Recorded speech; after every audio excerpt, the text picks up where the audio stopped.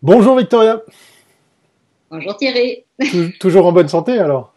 Écoute, je suis en bonne santé. En plus, j'ai été chercher les masses de l'armée aujourd'hui, donc c'est bon quoi. Attends, Ouais, safe de safe, hein? je vois ça, So, chez moi, c'est t'es clair. paré, ouais, ouais, ouais. Pareil. Voilà, je suis allée partout maintenant. Puis en plus, t'as vu qu'il y avait la nouvelle fonction sur Skype qui permet donc de choisir un décor qu'on peut comme ça se constituer. Je vois que t'as choisi un très très beau décor et il est très réaliste, hein. On dirait une bibliothèque avec plein de livres, ces trucs avec du papier. Exactement. Mais c'est pas un décor, c'est chez moi. Voilà, j'ai Ouais, changé de pièce, c'est tout. ouais, je te taquine. C'est le début de la semaine. Si jamais, en préambule, avant de découvrir qui est notre invité pour cette première journée, je me réjouis de découvrir cet invité parce que vraiment, ça va être super intéressant. Mais avant de dévoiler tout ça, je vous rappelle que vous avez le droit de revoir l'émission en replay, vous avez le droit de vous ruer sur le site internet de cominmag.ch, vous avez le droit de réécouter tout ça en podcast. Bref, vous avez aussi le droit de partager le bonheur autour de vous avec, je suis sûr, des capsules qui vont intéresser plus d'un de vos collègues et autres concurrents de la branche, puisqu'effectivement, comme in Mag Live, ça y est, c'est parti, on va parler de quoi, Victoria, aujourd'hui? On va parler d'une personne qui fait l'actualité actuellement très fortement, très très très fortement. Et puis, ça a été une très très belle surprise parce que quand je l'ai appelé, la première chose qu'il m'a dit, c'est que je vous écoute tous les matins. Donc, ça m'a fait encore plus plaisir. Cool. Donc, merci. Mais je le présente tout de suite parce que vous allez voir pourquoi il fallait absolument qu'il soit là. Donc, il s'agit de Victor Ramalho, cofondateur et puis directeur de création de l'agence By the Way Studio. Alors, pour ceux qui ne savent pas qui c'est la fameuse agence qui a utilisé la phrase de Berset et qui a réussi un exploit extraordinaire, 178 000 francs, je pense que ça c'est le dernier, 179 000 francs 179 000, ouais. de dons, enfin d'achats de t-shirts qui sont partis à la chaîne du bonheur. Alors Victor, bravo, franchement, quelle réactivité, j'ai envie de dire. Mais attends, mais finalement, les crises sont que des moments d'opportunité. Là, c'est waouh. Raconte-nous D'abord, bonjour tout le monde. comment ça a démarré. Comment tu as eu cette idée? Tu t'es levé le matin, tu as dit je prends cette phrase.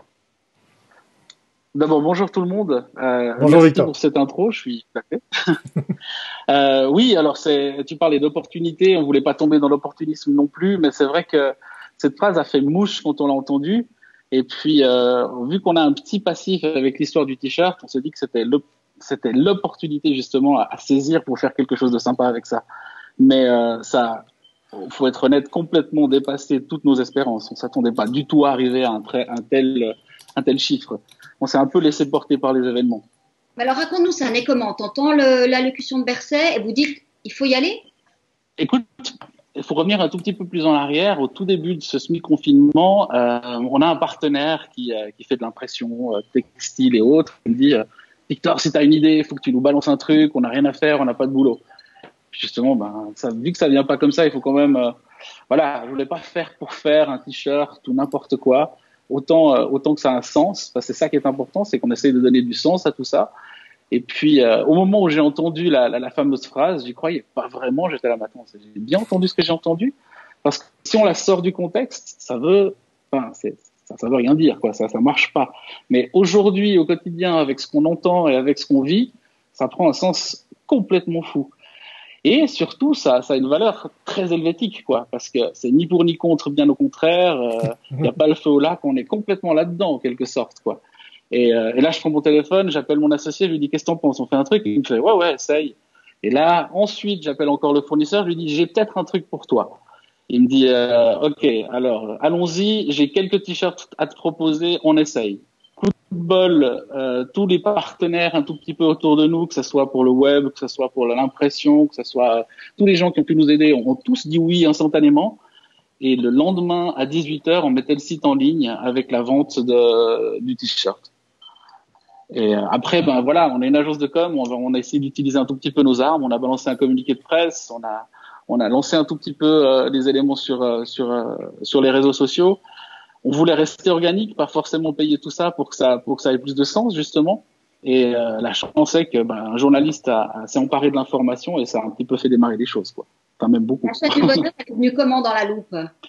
En fait, la chaîne du bonheur, tout de suite, quand on a décidé de faire ce t-shirt, on s'est dit, mais on peut pas forcément faire un t-shirt pour gagner de l'argent avec cette phrase.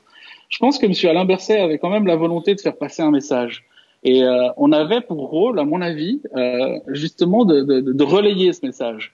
Et il était tellement fort, tellement marquant. Si en plus on arrive à l'imprimer sur un t-shirt et à intensifier justement son message et à lui donner encore plus de sens et plus de portée, ben, je pense qu'on fait le job. Mais alors, on peut pas s'emparer du pognon que ça va ramener. Donc, quelque part, il était évident pour nous qu'il fallait qu'on donne les bénéfices de tout ça à quelqu'un. Puis on a choisi un peu la chaîne du bonheur par défaut parce que ben, on sait qu'ils font plein de choses là autour. On a déjà travaillé avec eux par le passé et ça nous semblait évident. Donc voilà quoi. Mais pour être honnête, au départ, on est parti sur l'idée d'imprimer peut-être 1000 t-shirts quoi. Et là, on en a fait 20 000. Incroyable. Incroyable. Donc ça change un peu la donne, tu vois. 109 000 francs, c'est juste hallucinant, quoi.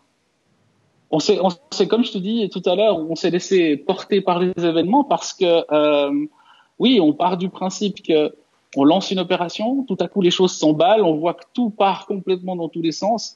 Ce qui était génial, c'est que tous les gens qui étaient autour de nous, que ça soit la société R2B qui a imprimé des t-shirts, ou bien Plurial qui a fait le web, bah, tout le monde a joué le jeu parce qu'on a vu que les choses s'emballaient. Donc, il fallait que le site tienne le coup, il fallait que le moyen de paiement soit crédible, il fallait que le gars puisse imprimer, il fallait qu'il ait des t-shirts aussi, surtout. Et c'était vraiment une aventure folle pendant toute la semaine passée pour tenir le truc et puis aller jusqu'au bout. Et on avait dit qu'on lançait ça pendant une semaine. On a tenu pendant une semaine et puis on a arrêté vendredi à midi. Et au niveau des droits, est-ce qu'on a le droit de prendre comme ça une phrase et d'en faire un t-shirt? Alors, c'est un petit peu le débat qu'il y a maintenant. Si tu as regardé le matin de dimanche, il y avait justement un article qui parlait de la paternité de cette phrase. Apparemment, il s'agirait de... j'ai plus le nom en tête, mais ça va me revenir. C'est une phrase qui a été empruntée à cette personne, aussi peut-être à Madame Merkel en Allemagne. Enfin bref, nous on a fait un peu fi de tout ça, puis on est allé parce qu'on s'est dit il y a un truc à faire, on part avec un bon sentiment, avec une bonne intention, donc s'il doit se passer quelque chose, on assumera. On doit juste rappeler à notre audience là qui se pose la question de savoir mais pourquoi il y a un téléphone qui arrête pas de sonner dans le fond de ce live. C'est pas un problème technique, c'est pas un téléphone qu'on a oublié, c'est parce qu'en fait ça continue d'appeler. Tu viens de nous le dire, c'était une durée limite. Mais a priori, le succès est toujours au rendez-vous. Comment tu vas gérer la suite de tout ça? Alors actuellement, le problème qu'on a, c'est qu'on peut pas annuler, enfin dévier complètement les appels, parce qu'il y a des clients qui appellent aussi au bureau. Et puis tout le monde n'étant pas au bureau, donc les appels sont déviés sur mon portable. Et aujourd'hui, pour le live, j'ai annulé la déviation pour pouvoir vous parler tranquillement. Mais ouais, ça continue à sonner quoi. Donc By the Way Studio, c'est aussi une agence, parce que là, on va quand même parler aussi de toi. Tu es aussi cofondateur, donc tu es vraiment aussi un entrepreneur qui est dans le monde de la publicité. Tu as connu, comme tous les autres, tous ceux qu'on interviewe à peu près tous les jours, le problème de cet arrêt, de cette pandémie qui a quand même arrêté le business. Alors, est-ce que tu peux tout d'abord nous parler un petit peu de ton agence? C'est une agence full service entre Fribourg et Thun. C'est deux villes assez... Voilà. Pourquoi avoir créé deux teams dans ces deux villes? Et après, on verra un petit peu comment ça s'est échelonné, comment vous avez vécu cette période. Alors, by the way, on existe maintenant depuis 5 ans, mais au fait, on est actif depuis bien plus longtemps. Au fait, by the way, c'est venu du fait qu'avec mon associé Klaus-Peter Mager, on travaillait beaucoup ensemble. Lui était dans une agence qui s'appelle aussi By the way à Berne et on a fait une spin-off de tout ça à Fribourg. Et ça nous a permis de faire un petit studio à nous ici à Fribourg. Et Thun, parce qu'on a une collaboratrice alémanique qui travaille dans un open space à Thun et qui nous permet de faire de la gestion de projet depuis là-bas et de rayonner un tout petit peu sur la Suisse allemande. Mais voilà, en fait, on a une dizaine de personnes. On est active sur le graphisme, sur la communication. Alors graphisme, quand je dis graphisme, c'est branding avant tout. Communication, il y a du PR puisque mon associé vient de là. Et puis maintenant, on fait aussi un petit peu de contenu surtout pour les réseaux sociaux avec un petit team vidéo à l'interne. On est une dizaine de personnes et on est là. On a choisi de rester à Fribourg parce que on se sent bien et puis on arrive à pas mal rayonner entre Lausanne et Berne depuis ici. Et puis les clients que vous avez, j'ai vu, c'est des clients assez locaux, je dirais. Alors ouais, on est assez local. Après, c'est vrai que ça va vraiment ouais, on va parler du Valais jusqu'à Berne. Il y a des clients comme ça. Ça touche beaucoup à l'événement. Ça touche aussi à la gastronomie et à la boisson. Donc c'est vraiment là-dessus qu'on est. Donc de ce fait-là, on a été impacté par cette crise, puisque tout ce qui est événementiel a été un petit peu reporté pour nous.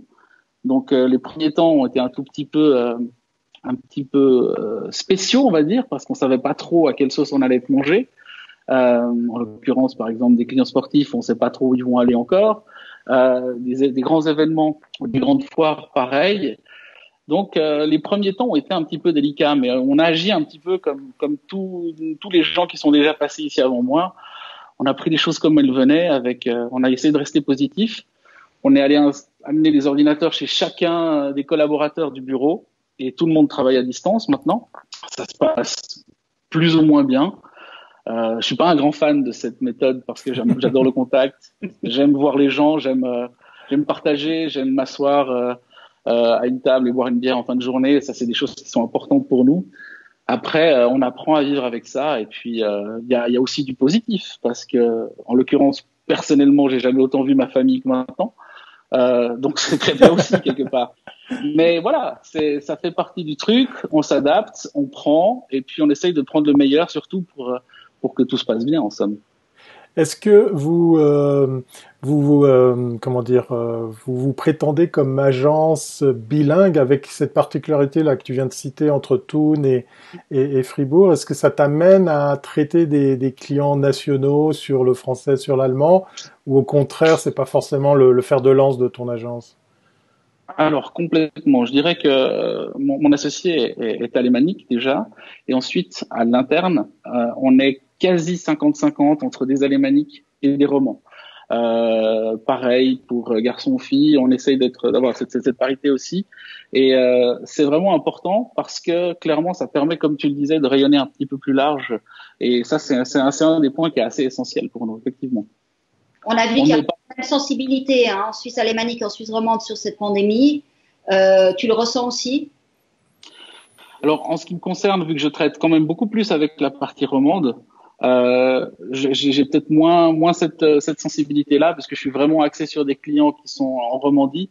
Et à ce niveau-là, j'ai envie de dire que je me rends peut-être un peu moins compte, mais je vois mon associé, lui, il reste quand même très actif par rapport à ses clients. Et on voit peut-être de l'autre côté, les choses vont peut-être un petit peu mieux qu'ici, on va dire, mais pour l'instant, ici à Fribourg, ça va. Disons, c'est moins à l'arrêt en Suisse alémanique. Ouais, c'est un peu la sensation que j'ai aussi, effectivement. Mais je pourrais pas t'en dire beaucoup plus, malheureusement. Revenons sur l'épopée du t-shirt. Je vais te taquiner parce que je vais faire croire un truc que j'ai vu. Bien évidemment, on a eu l'explication et c'était d'ailleurs très très bien fait. Vous avez réussi à convaincre Monsieur Berset de poser pour poser un t-shirt. Ça, c'est très très fort. Raconte-nous un peu plus sur cette petite prouesse pour arriver à illustrer aussi bien ce produit qu'avec la tête de Berset aux commandes du t-shirt. Je transmettrai au graphiste qui a fait le montage, il sera content. En fait, c'est un gros coup de bol. On travaille avec un photographe de temps en temps qui s'appelle Stemutz, qui a fait la photo du Conseil fédéral il y a 1 an, je crois, si je dis pas de bêtises, qui a lui un contact avec Monsieur Berset et on a utilisé sa photo, enfin avec avec les droits d'image mis à disposition par le photographe, on a fait le montage et on l'a lancé. Mais encore une fois, comme tout à l'heure, on s'est pas posé 1000 questions, on y allait quoi. On y allait puis on a fait ce qu'il fallait pour que ça prenne. Après, entre deux, il a quand même fallu donner quelques explications à l'équipe de com de Monsieur Berset, mais ils ont été très réceptifs et tout s'est bien passé. Est-ce qu'il en a reçu un? Il en a reçu un. Je lui ai transmis ça samedi passé par courrier, donc il a dû le recevoir en milieu de semaine passée. Voilà, j'espère que ça lui fait plaisir et j'espère que l'action lui plaît aussi. Est-ce que vous ferez la même chose avec l'oreiller de paresse? Non. On va imaginer un autre truc. Bon, Tout à fait. le support, il est moins sexy. On pourrait imaginer autre chose. qui est moins sexy. Et je trouve que la phrase, elle est nettement moins, comment dire, elle est peut-être moins positive aussi, quelque part. Je trouve que la phrase de M. Berset, elle est quand même elle a plus de sens en somme. Et il peut avoir un détournement, un truc drôle, quoi. Tu vois. Clairement. On pourrait faire toute une. Je ne suis pas, voilà, c'est pas mon oreiller de paresse ou un truc comme ça. Ça pourrait être très drôle aussi. Puis avec Parmelin aussi, on peut en faire pas mal, mais je vais pas les faire ici parce que. Non, si jamais on invite notre audience à aller voir un des derniers sketchs de Thomas Wiesel, il le fait très très bien, en montrant que c'est probablement un souci de traduction lors de son interview pour la presse alémanique. On va dire que c'est l'explication officielle. Et voilà. Allez voir les sketchs de Thomas Wiesel confiné. Il épingle de façon très très efficace l'actualité. Qu'est-ce qu'il y aura après cette campagne? Parce qu'effectivement là, 179 000 francs, c'est juste incroyable. Des dizaines de milliers de gens qui vont recevoir un t-shirt. C'est fait à la one again, mais c'est très bien fait. Hein. C'est pour ça que je te taquinais avec l'histoire de la photo de Monsieur Berset, parce qu'effectivement c'est du bel ouvrage. On pourrait croire que c'était lui qui posait. Est-ce que tu as imaginé une suite par rapport à ça? Est-ce qu'il y aura une réédition? Est-ce que vous allez peut-être surfer sur tout ça, parce que avec les temps qui vont peut-être s'améliorer, on aura l'occasion d'avoir l'avis du principal intéressé. Enfin voilà, ça fait beaucoup de questions en une, mais quel sera l'après de cette opération? J'ai malheureusement pas vraiment de réponse précise par rapport à ça. Je pense que pour le t-shirt, les choses sont terminées en ce qui me concerne, parce que il faut que ça reste un one shot, il faut que ça reste un élément ponctuel une fois. Et puis j'ai l'impression que si ça peut servir à faire passer le message de Monsieur Berset, c'est gagné. Mais au-delà, je trouve que ça serait presque caricatural. Donc on n'a pas forcément envie d'aller plus loin avec ça. Et puis, honnêtement, comme ça a complètement dépassé nos espérances et que ça nous a donné du boulot par-dessus la tête, on va pas rééditer le truc. On sera très curieux. Pas qu'on veut. On sera très curieux pas du boulot, hein. Oui, voilà, justement, j'allais dire, on sera très curieux de voir chez Comin Mag si, grâce à cette opération, tu auras une recrudescence d'appels téléphoniques pour faire appel à tes services et ceux de l'agence. Ça sera intéressant de voir la suite pour cette optique-là. Ça serait pas mal.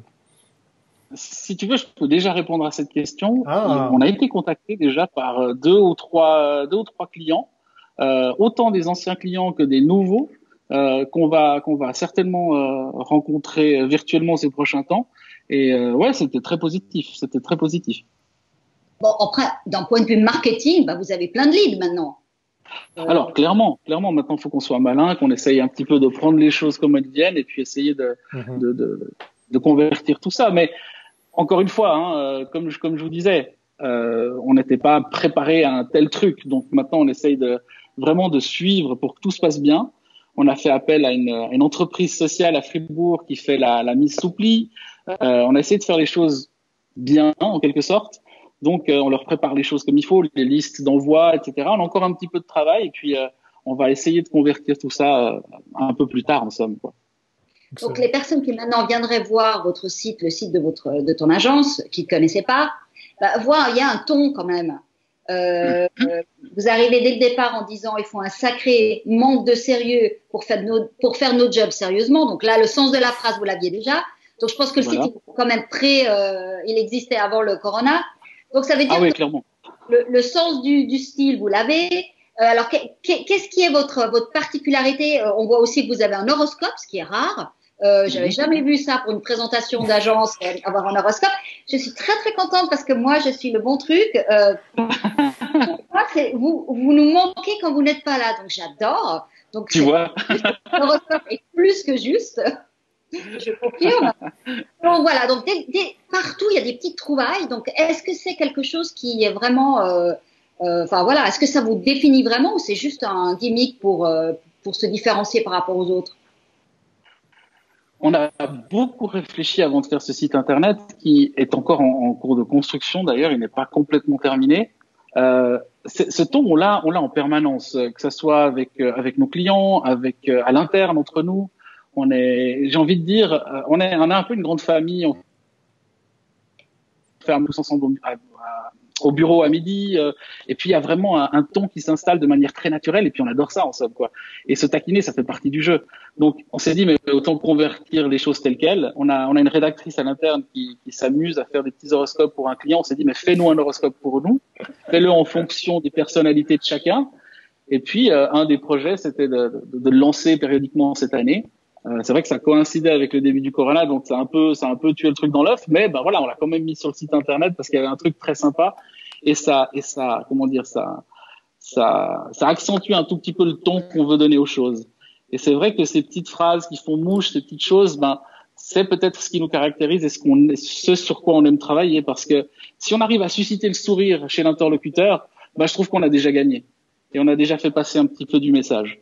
Et c'est exactement la même chose avec le fameux t-shirt, c'était un petit peu ça l'idée. Pour vous dire, tous les gens que j'ai pu avoir au téléphone ces derniers jours, tout le monde était mais adorable, quoi, bienveillant, adorable, super sympa.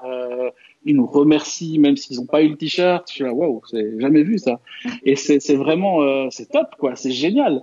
Et en gros, si on arrive toujours à communiquer sous cet axe-là, avec cette sensibilité, avec cet humour, ben, je pense qu'on arrive mieux à faire passer les messages, quoi. Alors nous, on a eu l'occasion de s'interviewer. Enfin, moi, je t'ai interviewé déjà plusieurs fois, il y a déjà une vingtaine d'années, quand je commençais au Minmag. Alors, c'est vrai qu'il y a une vingtaine d'années, avoir une petite agence à Fribourg, c'était vraiment être très loin de l'arc lémanique. En tout cas, loin de Zurich, ça, c'était le centre, ça a toujours été le centre de la pub. Mais en Suisse romande, c'était l'arc lémanique. Donc, on pouvait se dire, mais comment est-ce qu'on va faire de la publicité à Fribourg? Entre-temps, ben, ce qui a changé, c'est que le digital est arrivé. Aujourd'hui, on voit qu'il y a de plus en plus d'agences qui se délocalisent parce qu'il n'y a plus besoin d'être forcément entre Genève et Lausanne. Comment tu vis ça aujourd'hui, Fribourg?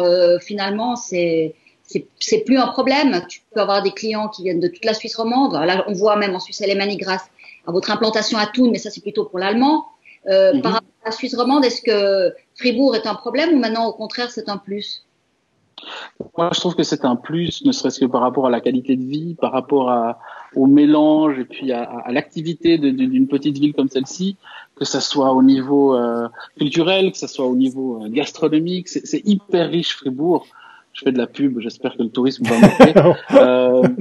On te souhaite de les entendre, qu'ils nous entendent. Hein. Non, mais ce que je veux dire par là, c'est que moi, j'ai travaillé longtemps à Lausanne, en l'occurrence, et puis, quand je suis revenu à Fribourg, je me suis senti beaucoup mieux parce que je me sentais quand même, il y a quand même beaucoup moins de concurrence. Tout le monde se connaît, les gens qui se croisent se disent bonjour. C'est un peu caricatural ce que je dis là, j'en ai conscience, mais c'est vraiment, voilà, je me sentais bien ici et ça nous permet autant d'avoir des contacts avec des alémaniques, avec des romans. C'est riche. Et puis, je trouve qu'il y a beaucoup d'ouverture d'esprit, quoi. Et comme tu disais, aujourd'hui, on n'a plus forcément cette limite de dire il faut qu'on soit présent X, Y, Z à tel endroit. Et à partir de là, on peut vraiment rayonner sur pas mal d'endroits. Donc, on a travaillé avec de l'horlogerie sur Bienne, on a travaillé avec d'autres produits sur Berne, voire même sur Zurich. On est vraiment au centre de tout quelque part, quoi. Donc, je pense que c'est plus vraiment un problème. Et puis Fribourg, comme je t'ai dit, nous on a de la chance de travailler autant avec certains milieux culturels, avec pas mal de gastronomie. On voit que c'est quand même vachement intéressant, quoi. Moi, j'ai des amis qui montent de Lausanne pour manger à Fribourg parce qu'ils trouvent que c'est super et qu'il y a des super restos. Et je suis d'accord avec eux. Ah, mais ça, c'est normal pour la fondue moitié-moitié. C'est clair que c'est là que ça se passe. Au-delà de ça, Thierry, je t'invite à venir manger à Fribourg. Il y a de très, très bons restos et des petits trucs sympas. Ah, mais il faut pas me demander quoi ce fois ça. Alors, on va juste attendre que le déconfinement soit complet également pour les restaurants, mais je suis ton homme, alors il n'y a aucun souci pour ça. Alors, je signe tout de suite. Par rapport au job que vous faites, quelle est la partie du digital aujourd'hui par rapport à des choses plus classiques? On essaie de l'intégrer complètement. On a de la chance d'avoir une équipe qui est géniale. C'est ce qu'on leur dit tout le temps. Ça fait longtemps qu'on n'a pas eu une équipe qui était autant stimulante. Et puis on a trouvé un bon mix, un peu par hasard, hein, entre des alémaniques, des romans, des jeunes, des moins jeunes.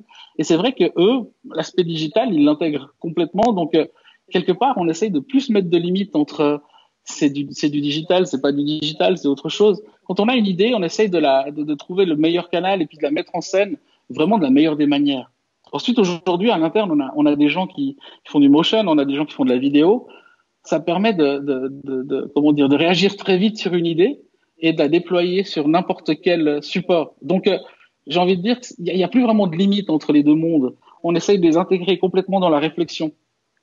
Et c'est vraiment un truc qui est super. Mais ça, je pense honnêtement que on a de la chance d'avoir mis la main sur une équipe comme celle-ci pour ça, quoi. Est-ce que l'Econ a créé sur Fribourg toute une génération de jeunes justement capables de travailler avec ces nouveaux outils?